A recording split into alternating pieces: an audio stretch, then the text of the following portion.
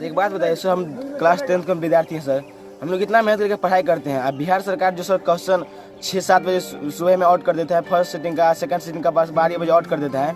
ऐसे थोड़े हैं सर, कोई जो विद्यार्थी पढ़े लिखे नहीं होता है घूस दे के मानी वो बात मानी अलग है, लेकिन सर कोई विद्यार्थी सर उससे ये बल्कि क्वेश्चन आउट हो जाता है, कोई उससे ही सर चीटिंग करके पास हो जाता है। हम लोग पढ़े लिखे विद्यार्थी को भी कुछ नहीं कर पाते हैं सर ऐसे में। वैसे हम लोग मार्क उठाएंगे 300-400 और लोग उठा लेगा एकदम 450-500, इससे थोड़ा नहीं। पूरा देश में बिहार का नाम बदनाम हो रहा है। वही सर, इसे तो बिहार सरकार का नाम बदनाम हो जाता है सर ना। सर हम लोग गांव का विद्यार्थी है, इतना पढ़ लिख कर इतना अच्छे से तैयारी करते हैं और फिर भी जो बंदा मतलब नहीं पढ़ते हैं वो भी पास हो जाते हैं चीटिंग करके, और क्वेश्चन बार बार लीक होता है। सर ऐसा नहीं होना चाहिए बिहार में। ये दर्द है साहब, ये दर्द है उस स्टूडेंट का जो अपने घर से 50 से 60 किलोमीटर दूर मैट्रिक की परीक्षा देने के लिए बाहर आएगा। इनका कहना है कि एग्ज़ाम से कुछ देर पहले ही प्रश्न पत्र लीक हो जाते हैं और व्हाट्सएप पर तैरते हुए नज़र आते हैं।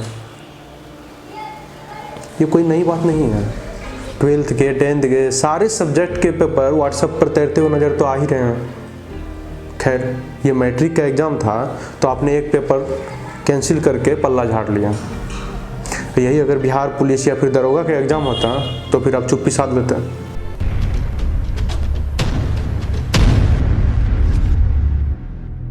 हम सवाल सत्ता में बैठे उन सत्ताधारियों से करना चाहते हैं जिनके नेता या प्रवक्ता न्यूज़ चैनल्स पर आकर बड़ी बड़ी डींगे हाँकते हैं सुशासन के।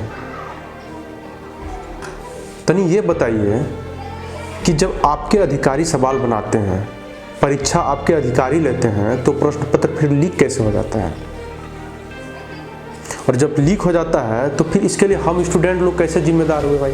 जानते हैं सर, ये जो सीसीटीवी कैमरा हमारे परीक्षा केंद्र पर लगवाए हैं ना, बहुत बढ़िया काम किए हैं, पर ज़रूरत है वो ऐसा ही कैमरा आप अपने सिस्टम में लगवाइए ताकि कोई भी प्रश्न पत्र लीक होने से पहले उसका सारा भेद खुल जाए, सारा राज खुल जाए और सिस्टम में सुधार किया जा सके।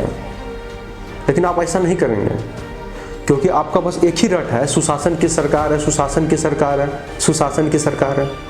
हम बात सिर्फ मैट्रिक या इंटर की परीक्षा की नहीं कर रहे हैं, हम बात उन तमाम प्रतियोगी परीक्षाओं की कर रहे हैं जिनकी प्रक्रिया पूरी होने से पूर्व सारा सिस्टम दलालों के हाथों बिक चुका होता है। सीट बिक जाने का और प्रश्न पत्र लीक हो जाने का दर्द आप नहीं समझिएगा।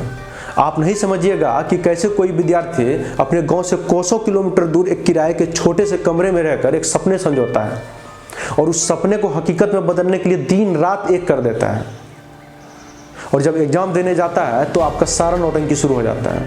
अरे भाई सीधा ऐलान कर दीजिए ना कि 10th और 12th के सारे बच्चों को पढ़ने की कोई ज़रूरत नहीं है, एग्ज़ाम से 1 घंटा 2 घंटा पहले ही व्हाट्सएप पे क्वेश्चन पेपर दे दिया जाएगा।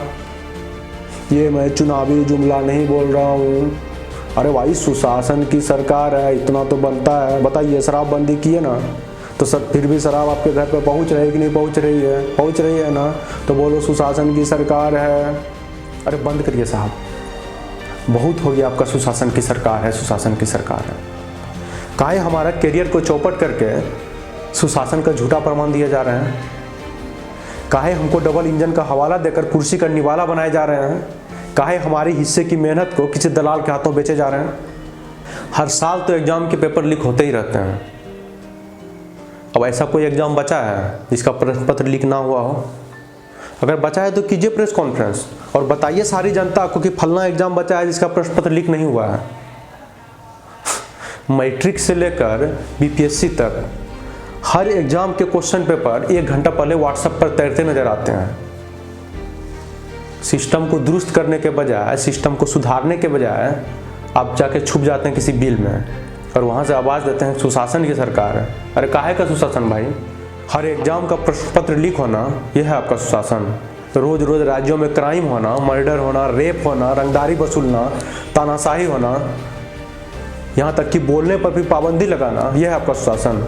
अगर यह है आपका सुशासन तो यह आपको ही मुबारक हो। नहीं चाहिए बिहार को ऐसी सुशासन, बिल्कुल नहीं चाहिए। हम स्टूडेंट जरूर हैं साहब, पर कोई मूर्ख नहीं है। हम अपने कलम से शांति और क्रांति दोनों लिखना जानते हैं। बेहतर होगा कि समय रहते सिस्टम को बदल लीजिए, नहीं तो फिर होगा क्रांति। जय बिहार।